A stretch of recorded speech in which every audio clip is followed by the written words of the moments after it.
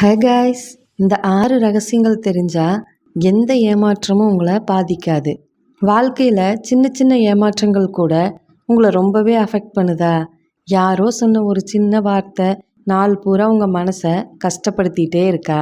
நீங்கள் ரொம்ப ஆசையாக எதிர்பார்த்த ஒன்று நடக்காமல் போகும்போது இந்த உலகமே இருண்டு போன மாதிரி தோணுதா? ஒரு சின்ன ஃபெயிலியர் இல்லைன்னா ஒரு உறவில் வர விரிசல், இது நம்மளோட மொத்த மனநிலையையும் ஒரே நிமிஷத்தில் தலைகீழாக மாற்றி போட்டுடும். ஏன் இப்படி நடக்குது? ஏன் நம்மால் சில ஏமாற்றங்களை தாங்கிக்கவே முடியல? இதுக்கு ஒரே ஒரு ரீசன் தான், நம்ம மனசோட அஸ்திவாரம் ஸ்ட்ராங்காக இல்லை. ஒரு பில்டிங் புயலுக்கும் மழைக்கும் உடையாம நிற்கணும்னா அதோட ஃபவுண்டேஷன் ரொம்ப முக்கியம். அதே மாதிரி தான் லைஃப்பில் வர்ற புயல் மாதிரி பிரச்சனைகளையும் பூகம்பம் மாதிரி ஏமாற்றங்களையும் தாங்கிக்க நமக்கு மன உறுதிங்கிற அஸ்திவாரம் ரொம்ப முக்கியம். அப்போது அந்த மன உறுதியை எப்படி உருவாக்குறது?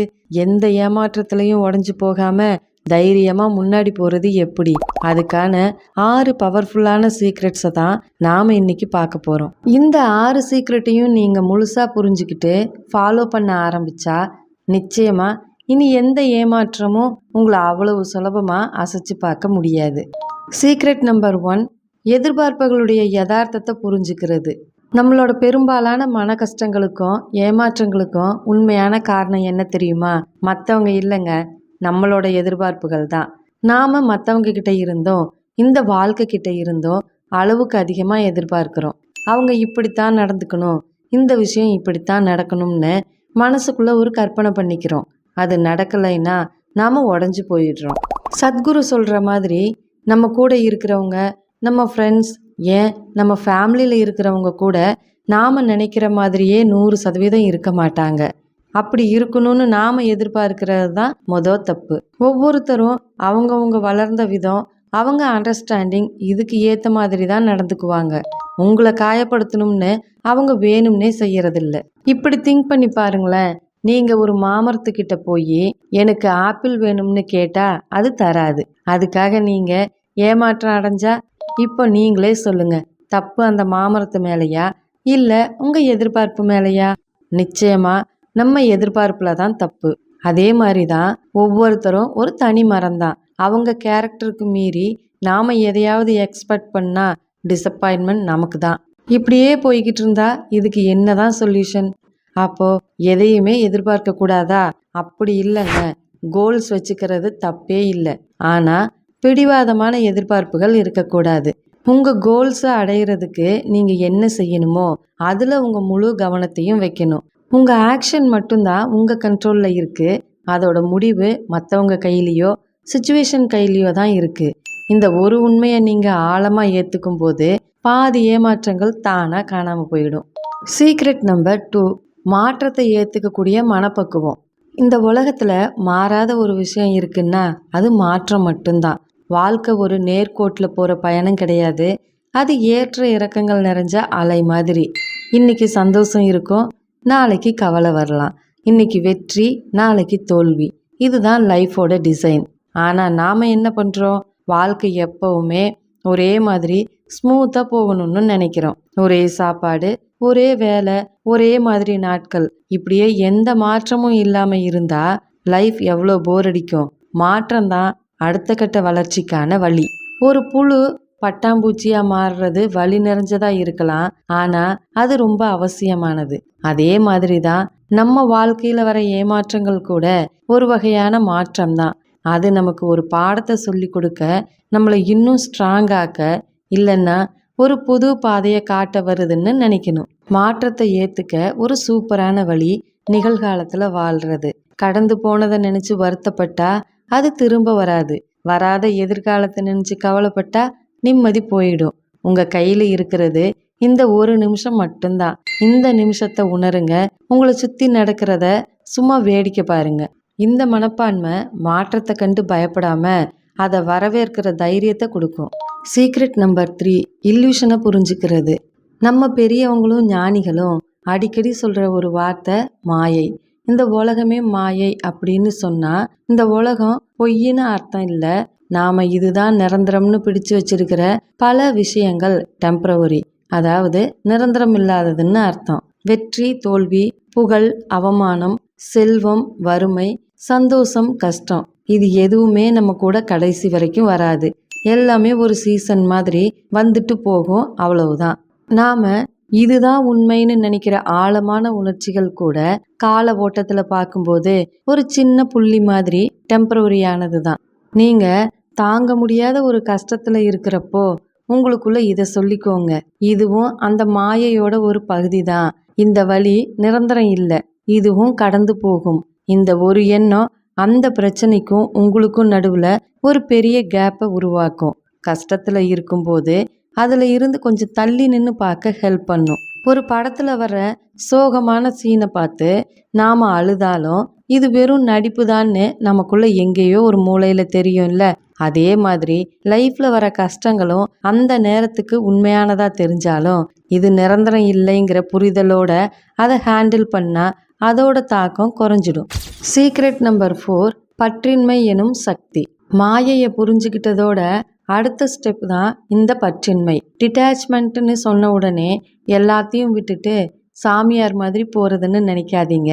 பற்றின்மைனா நீங்க செய்யற செயலோட முடிவு மேல நீங்க வச்சிருக்கிற அடிமைத்தனமான பிணைப்பிலிருந்து வெளியே வர்றது. பகவத்கீதை சொல்ற மாதிரி கடமையை செய், பலனை எதிர்பார்க்காதே. இதோட ஆழமான அர்த்தம் உங்க முழு சக்தியையும் நீங்க செய்யற வேலையில போடுங்க, ஆனா அதோட ரிசல்ட் உங்க கையில இல்லைங்கிறத புரிஞ்சுக்கோங்க. ஒரு விவசாயி நிலத்தை உழுது விதை போட்டு தண்ணி பாய்ச்சி தான் வேலைய 100% சரியா செய்யறாரு. ஆனா கரெக்டா மழை பெய்யுமா, நல்ல விளைச்சல் கிடைக்குமாங்கிறது அவர் கையில இல்ல. அவர் தன்னோட உழைப்பை கொண்டாடலாம், ஆனா விளைச்சலை மட்டுமே நம்பி இருந்தா ஒருவேளை மழை பெய்யாம போனா அவர் உடஞ்சு போயிடுவாரு. இதுதான் பற்றின்மை. உங்க அன்பை, உங்க உழைப்ப, உங்க நட்பை முழுமையா கொடுங்க, ஆனா பதிலுக்கு அவங்களும் அதே மாதிரி இருக்கணும்னு எதிர்பார்க்காதீங்க.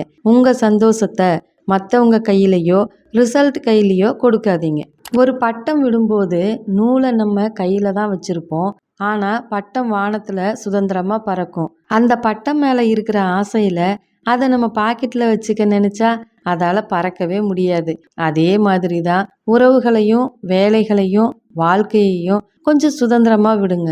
உங்க கடமையை மட்டும் சரியா செய்யுங்க, முடிவுகள் உங்களை அடிமைப்படுத்த விடாதீங்க. இதுதான் ஏமாற்றத்தை ஜெயிக்கிற பவர்ஃபுல்லான வழிகள்ல ஒன்று. சீக்ரெட் நம்பர் 5, மன உறுதியை படிப்படியா கட்டமைக்கிறது. மன உறுதிங்கிறது ஒரே நாள்ல வர மேஜிக் இல்லை, அது ஒரு மசில் மாதிரி. தொடர்ந்து ப்ராக்டிஸ் செஞ்சா மட்டும்தான் அதை ஸ்ட்ராங் பண்ண முடியும். மொதல் நாளே ஜிம்முக்கு போய் 100 கிலோ தூக்க ட்ரை பண்ணா என்ன ஆகும்? காயம்தான் ஆகும். அதே மாதிரி எடுத்த உடனே பெரிய பெரிய டிசப்பாயின்மெண்ட்ஸை தாங்கிக்கணும்னு நினைச்சா அது ரொம்ப கஷ்டம். சின்ன சின்ன விஷயங்கள்ல இருந்து ஆரம்பிங்க. பஸ்ஸை தவற விட்டுட்டீங்களா, பரவாயில்லை, அடுத்த பஸ்ல போலான்னு பழகிக்கோங்க. ஆர்டர் பண்ண சாப்பாடு நல்லா இல்லையா, சரி இன்னைக்கு இப்படித்தான்னு கடந்து போக கத்துக்கங்க. இந்த மாதிரி சின்ன சின்ன இரிட்டேஷன்ஸ்க்கு நீங்க எப்படி ரியாக்ட் பண்றீங்களோ அதுதான் பெரிய ஏமாற்றங்களை நீங்க எப்படி சமாளிப்பீங்கன்னு தீர்மானிக்கும். குறிப்பா உங்க மிஸ்டேக்ஸையும் மற்றவங்க மிஸ்டேக்ஸையும் மன்னிக்க கத்துக்கோங்க. இதுக்கு ஒரு சூப்பரான ப்ராக்டிஸ் எழுதுறது. ஃப்ரெண்ட்ஸ், இதை பத்தி டீட்டெயிலாக தெரிஞ்சுக்க மேலே தெரிகிற வீடியோ லிங்கை கிளிக் பண்ணி பாருங்க, ரொம்ப யூஸ்ஃபுல்லாக இருக்கும். சீக்ரெட் நம்பர் 6, உங்க கண்ட்ரோல்ல இருக்கிறதும் இல்லாததும்.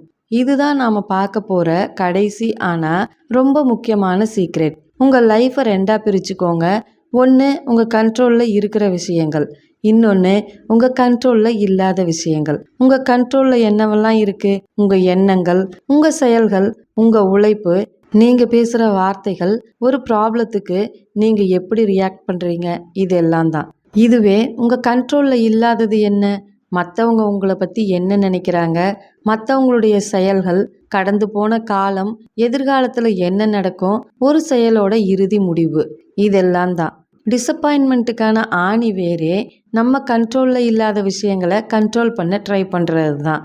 மற்றவங்க நம்மளை பற்றி நல்ல விதமாக நினைக்கணும்னு நம்ம நினச்சே அதுக்காகவே கவலைப்பட்டுக்கிட்டு இருக்கிறோம். ஒரு விஷயத்தோட முடிவை நாம தான் தீர்மானிக்கணும்னு நினைக்கிறதுனால அது நடக்காதப்ப ஏமாந்து போகிறோம். இனிமே உங்களுக்கு ஒரு கஷ்டம் வரும்போது, இல்லை ஒரு ஏமாற்றத்தை உணரும்போது ஒரே ஒரு கேள்வியை மட்டும் உங்களுக்கு நீங்களே கேளுங்க. இந்த விஷயம் என் கண்ட்ரோலில் இருக்கா? பதில் நோ அப்படின்னு இருந்தால் அதை பற்றி கவலைப்படுறத உடனே நிறுத்துங்க. அதை அக்செப்ட் பண்ணிவிட்டு உங்கள் எனர்ஜியை வேஸ்ட் பண்ணாமல் அடுத்த வேலையை பாருங்கள். பதில் எஸ்ன்னு இருந்தால், அதாவது உங்கள் செயலோ உங்கள் ரியாக்ஷனோ உங்கள் கண்ட்ரோலில் இருந்தால் கவலைப்படுறதை விட்டுட்டு செயலில் இறங்குங்க. இந்த ஒரு சிம்பிளான கேள்வி உங்கள் 90% டிப்ரெஷன்ஸையும் டிசப்பாயின்மெண்ட்டையும் காலி பண்ணிடும். உங்கள் சக்தியை உங்கள் கண்ட்ரோலில் இருக்கிற விஷயங்களில் சரி செய்ய பயன்படுத்தும் போது உங்கள் வாழ்க்கை உங்கள் கைக்குள்ளே வரும். ஃப்ரெண்ட்ஸ், ஏமாற்றங்கள் உங்கள் மனசை உடைக்கிறதுக்காக வரல, அது உங்களை ஒரு அழகான சிற்பமாக செதுக்கிறதுக்காக வருது. கவலைகளை கடந்து போக நீங்கள் ப்ராக்டிஸ் பண்ணி பார்க்க கிடைச்ச வாய்ப்பாக இந்த வீடியோவில் பார்த்த 6 சீக்ரெட்டையும் பயன்படுத்துங்க. மறக்காமல் சீக்ரெட் பிடிச்சிருந்தா லைக், ஷேர் அண்ட் சப்ஸ்கிரைப் பண்ணுங்கள். அடுத்த ஒரு நல்ல பதிவோட உங்களை விரைவில் சந்திக்கிறேன். நன்றி.